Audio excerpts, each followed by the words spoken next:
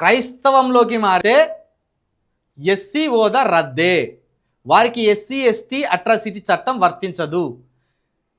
హిందూ సిక్కు బౌద్ధులకు మాత్రమే ఎస్సీ హోదా, మరే మతంలోకి వెళ్ళినా షెడ్యూల్ కుల హోదా ఉండదు.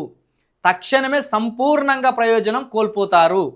1950 నాటి రాజ్యాంగ ఉత్తర్వులు చెబుతున్నది ఇదే. దీని నుంచి ఎవరికి మినహాయింపు ఉండదు. క్రైస్తవ మతంలో కుల వ్యవస్థకు తావు లేదు. కుల ధృవీకరణ పత్రం ఉన్న చట్టపరమైన రక్షణ దక్కదు. ఏపీ హైకోర్టు తీర్పును సమర్థించిన సుప్రీంకోర్టు పాస్టర్ చింతాడ ఆనంద్ కేసులో సంచలన తీర్పు అని తాటికాయంత అక్షరాలతోటి దళితులను మరింత గందరగోళానికి గురి చేస్తూ, దళితులకు ఓ విధంగా భయాందోళన కలిగిస్తూ ఆంధ్రజ్యోతి చంద్రబాబు నాయుడు ముఖ్యమంత్రి గారి కోసం, లేకపోతే బీజేపీ ముసుగు కింద పనిచేస్తున్న వారి కోసం ఈ వార్తను ఇంత భయాందోళన కలిగేటట్టు రాసుకొచ్చే ప్రయత్నం చేస్తాను. ముందుగా మాట్లాడుకోవాలంటే ఒకటి చెప్పాలి. క్రైస్తవంలోకి మారితేనే క్రైస్తవ దేశాలకు వెళ్ళే వారికి వీసా, లేకపోతే క్రైస్తవంలోకి మారితేనే అమెరికా, ఆస్ట్రేలియా, యూరప్ దేశాలకు, లేకపోతే అభివృద్ధి చెందిన క్రైస్తవ దేశాలకు ఎంట్రీ వీసా అని పెడితే, భారతదేశం నుండి క్యూలో నిలబడే మొదటి కులాలు ఏవో ఒక్కసారి మనం ఆలోచించుకోండి. ఇక అదేవిధంగా అభివృద్ధి చెందిన దుబాయ్ లాంటి ముస్లిం దేశాలకు వెళ్ళాలంటే ఇస్లాంలోకి మారితేనే వీసా ఇస్తామంటే, అట్లా కూడా ఏ కులాలు మారుతాయో, ఎవరెవరు మారుతారో మీ ఆలోచనలకి వదిలేస్తున్నా. ఇది ఎందుకు తీసుకొచ్చిండ్రు? ఇప్పుడు క్రైస్తవంలోకి మారితే ఎస్సీ హోదా రద్దు అనేది ఎందుకు తీసుకొచ్చిండ్రు? దళితుల అభ్యున్నతిని ఓర్చుకోలేని కుట్రలు ఇవి. దళితుల అభివృద్ధిని కంటగింపుగా చూస్తున్న వారి దుర్మార్గమైన నీతిది. నిజానికి సుప్రీంకోర్టుకి చట్టం చేసే అధికారమే లేదు. చట్టాలు చేసే అధికారం దేనికి ఉంటుంది? పార్లమెంటుకు ఉంటుంది. మరి ఆ ప్రకారంగా చూస్తే చట్టంలో ఆర్టికల్ 25 నుండి ఆర్టికల్ 28 వరకు ఏం రాయబడ్డది? ఏ పౌరుడైనా, భారతదేశంలో ఉన్న ఏ పౌరుడైనా ఏ మతంలోకి అయినా స్వేచ్ఛగా వెళ్ళొచ్చు, ఆ మత ఆచారాలను పాటించవచ్చు, ఆ మతాన్ని ప్రచారం కూడా చేసుకోవచ్చు, సమాజానికి విఘాతం కలిగించకుండా, అశాంతి నెలకొల్పకుండా ఏ పౌరుడైనా ఏ మతం నుండైనా ఏ మతంలోకైనా మారొచ్చు అనే చట్టాన్ని ఆర్టికల్ 25 నుండి 28 వరకు మనకు ఉన్నది. అది పక్కన పెడదాం. ఇప్పుడు కేవలం ఎస్సీలు, వీళ్ళ పౌరుషం కావచ్చు, వీళ్ళ విద్వేషాలు కావచ్చు, వీళ్ళ దుర్మార్గమైన ఆలోచనలు కావచ్చు, ఎప్పుడు దళితుల మీదనే. ఇప్పుడు ఒక దళితులే కదా, దళితులు క్రైస్తవంలోకి మారితే ఎస్సీ హోదా రద్దు. ఎస్టీలు మారినా రద్దు ఉండదు, బీసీలు మారినా రద్దు ఉండదు, ఓసీలు మారినా రద్దు ఉండదు. ఇప్పుడు ఉదాహరణకు మాదిగలు క్రైస్తవంలోకి మారితే బీసీఈగా మారతారట. కులం మాత్రం మాదిగా ఉంటుంది. చూడండి, బాగా ఆలోచించండి. మాల క్రైస్తవంలోకి మారితే ఇదే బీసీఈ కిందికి వస్తుంది. కులం మాత్రం మాలే ఉంటుంది, కానీ సర్టిఫికేట్ బీసీ వస్తుంది. రిజర్వేషన్ ఎగిరిపోతుంది. ఏ రిజర్వేషను? మాలా మాదిగలకు వచ్చే రిజర్వేషన్లు ఎగిరిపోతాయి. సరే, ఇక్కడికే వద్దాం. మరి ఎస్టీ మారితే, మరి బీసీ మారితే, మరి ఓసీ మారితే, సరే ఈ రెండు పక్కన పెడదాం. ఎస్టీ బీసీలను పక్కన పెడదాం. ఈ ఓసీలు క్రైస్తవంలోకి మారితే వీళ్ళని ఏ కేటగిరీ కింద వేస్తారో కూడా సుప్రీంకోర్టు చెప్పాలి, చంద్రబాబు నాయుడు గారు చెప్పాలి, పవన్ కళ్యాణ్ గారు చెప్పాలి, మోదీ గారు చెప్పాలి. ముందుగా అక్కడెక్కడనో ఇటలీలో బ్యాపిస్తాన్ తీసుకున్న పవన్ కళ్యాణ్ గారిది ఏ మతం? దానికి సమాధానం చెప్పాలి అర్జెంటుగా. బ్యాప్టిస్తం నేను తీసుకున్నా అని పవన్ కళ్యాణ్ గారు ప్రకటించిండు. బ్యాప్టిస్తం తీసుకొని బ్యాప్టిస్తం సర్టిఫికేట్ తీసుకొని ఫారెన్ భార్యను చేసుకున్న పవన్ కళ్యాణ్ గారిది ప్రస్తుతం ఏ మతం? ఆయనకు సామాజికంగా ఏ కేటగిరీలో ఆయనను వేస్తారు? పవన్ కళ్యాణ్ గారిది ఏ మతము? ప్రస్తుతం ఆయనను బీసీ కింద వేస్తారా, బీసీఈ కింద వేస్తారా, ఓసీ కింద వేస్తారా? తప్పకుండా అక్కడున్న రాష్ట్ర ప్రభుత్వం చెప్పాలి. అదేవిధంగా ఆయన భార్య గారిదే కులం, ఏ మతం? ఎందుకంటే ఇప్పుడు పవన్ కళ్యాణ్ గారు హిందువు అయితే ఆయన భార్య ఆయనను పెళ్లి చేసుకుంటే ఆమె కూడా హిందువు అయితే ఆమెది మరి భర్త కులమే వర్తిస్తుందా? వాళ్ళది ఏ మతం, ఏ కులం చెప్పాలి. ఇక రంజాన్ సందర్భంగా ముస్లిం వారితోటి పాల్గొని ఆ ముస్లిం వారు ఇచ్చిన టోపీలు పెట్టుకొని ముస్లిం వారితోటి కలిసి నమాజ్ చేసిన చంద్రబాబు నాయుడు గారు హిందూ మతంలో ఉన్నారా, ముస్లిం మతంలోకి వెళ్ళినలా? దానికి సమాధానం చెప్పాలి, అదొక క్లారిటీ ఇవ్వాలి. ఇక జగన్మోహన్ రెడ్డి గారు కూడా పక్క క్రైస్తవులు. సరే, ఆయన ముఖ్యమంత్రిగా ఉన్నప్పుడు అన్ని మతాలకు సంబంధించిన విశ్వాసాలను గౌరవించవలసిందే, దాంట్లో మేము ఒక్క మాట కూడా ఆయనను విమర్శించదలుచుకోవాలి. కానీ జగన్మోహన్ రెడ్డి గారు క్రైస్తవుడా, హిందువా? ఒకవేళ క్రైస్తవుడు అయితే ఆయనను ఏ కేటగిరీలో వేస్తారు? ఇప్పుడు పవన్ కళ్యాణ్ గారిని ఏ కేటగిరీలో వేస్తారు, జగన్మోహన్ రెడ్డి గారిని ఏ కేటగిరీలో వేస్తారు, చంద్రబాబు నాయుడు గారిని ఏ కేటగిరీలో వేస్తారు? వాళ్ళని ఏ కేటగిరీలో వేస్తారో చెప్పిన తర్వాత దళితులు మతం మారితే ఏ కేటగిరీలో వేస్తారో కూడా, వాళ్ళ రిజర్వేషన్ ఏ విధంగా రద్దు చేస్తారో కూడా, వాళ్ళకు ఎస్సీ ఎస్టీ అట్రాసిటీ ఎట్లా వర్తించదో కూడా చెప్పండి. దళితుల మీద గింత వివక్షణ. తెల్లగా బట్టలు వేసుకుంటారు వాళ్ళేరా దళితులను? దళితులు మాదిగ వాళ్ళో మాల వాళ్ళో తెల్లగా బట్టలు వేసుకొని ఇతరులతో సమానంగా నిలబడితే ఓర్వలేని కథన. అసలు వర్ణ సిస్టంలో లేని వ్యక్తులు కదా వీళ్ళు. మనుధర్మశాస్త్రం ప్రకారం 4 వర్ణాలు అయితే ఆ 4 వర్ణాలలో దళితులనబడే వాళ్ళు అవర్ణులు కదా. సరే, వీళ్ళు కూడా శూద్రులు కూడా అవర్ణులే. కానీ ఈ అవర్ణులోనే అవర్ణులైన వాళ్ళు అస్పృశ్యులు కదా, వీళ్ళు అంటరాని వాళ్ళు కదా. వర్ణ సిస్టంలో లేని వాళ్లకు, అస్పృశ్యులకు మతం ఎక్కడిది? నువ్వు చెప్తున్న సిద్ధాంతం ప్రకారం, నువ్వు చెప్తున్న ధర్మం ప్రకారం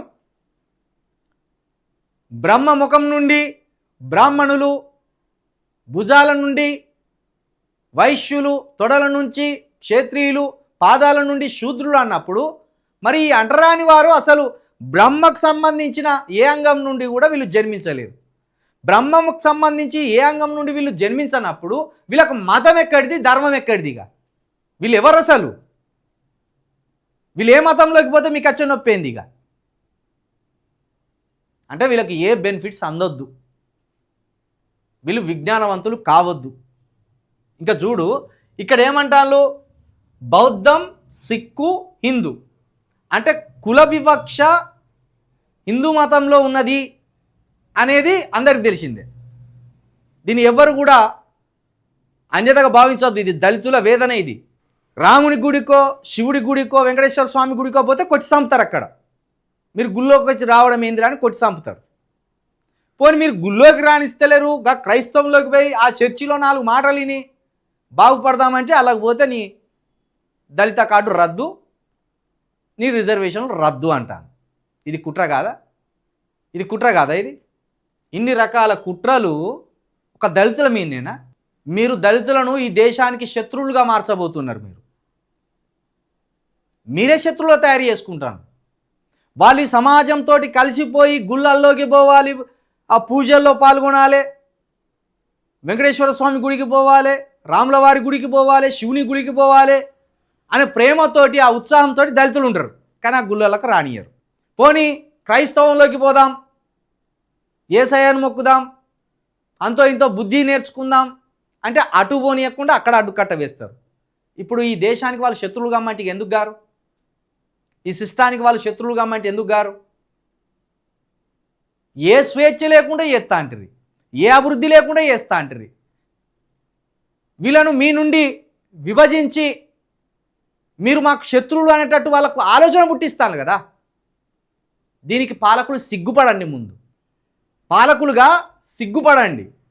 ఇటు గుడికి రానియకపోతే మేము శిక్షిస్తాం అని చట్టాలు చేయరు. గుడికి రానివ్వకపోతే, దళితులను గుడికి రానివ్వకపోతే కేసులు పెడతాం, ఇదన్నా పెట్టుర్రి. మరి సరే, హిందూ మతంలోనే వాళ్ళు ఉంటారు. ఏ గుడికన్నా దళితుడు వస్తే వాళ్ళని గుడి నుండి గెంటేస్తే యావజ్జీవ కారాగార శిక్ష వేస్తామని ఒక చట్టం చేయరు. ఎంత దుర్మార్గం ఇది. మతాలు మారేది మీరే, ఏ మతం మారినా ఆ మతాన్ని చేతుల్లోకి తీసుకునేది మీరే. రైట్ టు ఫ్రీడమ్ రిలీజియన్ అనేది ఆర్టికల్ 25 ఉన్నది, ఆర్టికల్ 28 వరకు ఉన్నది. అసలు ఆ విషయంలో మరి సుప్రీంకోర్టు ఎందుకు పాటిస్తలేదు? చూడు, ఇప్పుడు ఓన్లీ దళిత క్రైస్తవులే, ఓసీ క్రైస్తవులు కాదు. మరొకవేళ నువ్వు దళితులు క్రైస్తవులకి మారితే వాళ్ళకి బీసీఈ సర్టిఫికేట్ ఇచ్చినాం. మరి ఓసీ వాళ్ళు మారినా కూడా గదే బీసీఈ సర్టిఫికేట్ ఇవ్వాలి కదా. మరి ఓసీలకు ఎందుకు మతం మారితే బీసీఈ సర్టిఫికేట్ ఇస్తలేవు? ఒక దళితుల మీద ఇంత వివక్ష ఎందుకు? దీని మీద ఒక్క ఓసీ పాస్టర్ మాట్లాడతలేడా? అటుపోతే అక్కడున్న ఆయనే Calvary temple Satish Kumar pastor మాట్లాడాడు, అనిల్ బ్రదరు మాట్లాడాడు. పెద్ద పెద్ద పాస్టర్లు ఉన్నారు కదా, ఈ పెద్ద పెద్ద పాస్టర్లు ఎవరు మాట్లాడరు? ఎందుకంటే దళితులు మీరు భక్తులు, మీరు ఏడజత్తా మాకేందిర్రా, మీరు రిజర్వేషన్లు పోతే మాకేంది? మీరు ఒట్టిగానే మైకంలో ఉండాలి, దేవుడు వచ్చి కాపాడతారనే మైకంలో ఉండాలి, ఆ భ్రమల్లో బతకాలి. మీరు హిందూ మతంలో ఉండి వివక్ష అనుభవించవలసిందే అని హిందూ మతానికి సంబంధించిన పెద్దలు చెప్తారు. క్రైస్తవ మతంలోకి పోతే ఈ బెనిఫిట్స్ పోతాయి అంటే క్రైస్తవ మత పెద్దలు మాట్లాడరు. పాపం మరి వాళ్ళు దళితులు, చిన్న బతుకులు, చిన్న అవకాశాలను వాడుకుంటారు అని మాట్లాడారు. ఇప్పుడు దళిత క్రైస్తవులు ఒక ఆలోచనకు రండి. మీరు ఏ మతంలో ఉన్నా మీరు వివక్షను ఎదుర్కొంటూనే ఉంటారు. ఏ మతంలో ఉన్నా మీకు వివక్ష తప్పది. మీ కులం మారది. మీరు క్రైస్తవంలోకి పోయినా కులం మారది, హిందుత్వంలో ఉన్న కులం మారది, ఆ కుల వివక్ష మారది. మరి ఎట్లా ఈ కుల వివక్షను మీరు రూపుమాపుకోవాలి? రాజకీయాలు చేసి కుల వివక్షను రూపుమాపుకోవాలి. చట్టసభల్లో మీ గురించి మాట్లాడేటోళ్ళు ఉంటే ఈ వివక్ష పోతుంది. ఇంత ధైర్యంగా ఆంధ్రప్రదేశ్ శాసనసభ కావచ్చు, అక్కడి కోర్టు కావచ్చు, లేకపోతే ఇక్కడి కోర్టు నుండి సుప్రీంకోర్టుకు గైడ్ లైన్స్ పోయే వరకు ఉన్నదంటే ఇది దళితుల మెడలు కోసే ప్రయత్నం కాదా? ఇది దళితులను మానసికంగా హింసించే ప్రయత్నం కాదా? ఇది ఇంత దుర్మార్గమైన కథన ఇది. ఉంటే అందరికీ ఉండాలి, అందరికి ఒకే రకమైన చట్టం ఉండాలి. ఒకరికొక చట్టం ఎట్లుంటుంది? క్రైస్తవులుగా మారిన వాళ్ళందరూ బీసీఈలోకి రావాలంటే ఖచ్చితంగా అందరిని తీసుకుపోయి బీసీఈలోనే వేయాలి. రెడ్డిలేమో ఓసీలోనే ఉంటారు, ఓసీలోనే ఉంటారు.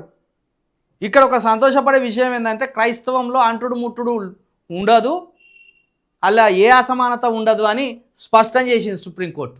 స్పష్టం చేసింది.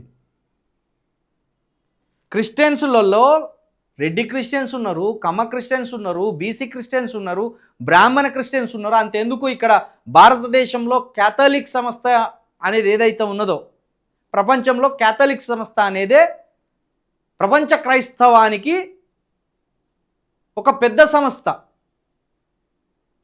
అలాంటి పెద్ద సంస్థకు సంబంధించిన భారతదేశానికి సంబంధించి బ్రాంచీలు ఇక్కడ ఏవైతే ఉన్నాయో క్యాథలిక్ సంస్థలు, క్యాథలిక్ చర్చిలు, వాటి పీఠాధిపతులు అంతా ఎవరు? బ్రాహ్మణులు, రెడ్డిలు, కమ్మలు. అక్కడ దళితులు దోచుకుంటలేరు ఆ పదవుల్లో ఉండి. క్రైస్తవ్యాన్ని కూడా ఇక్కడ ఆక్యుపై చేసి క్రైస్తవ్యానికి సంబంధించిన అధికారాలను చేతుల్లో పెట్టుకున్నది మొత్తం అగ్రకులాలే.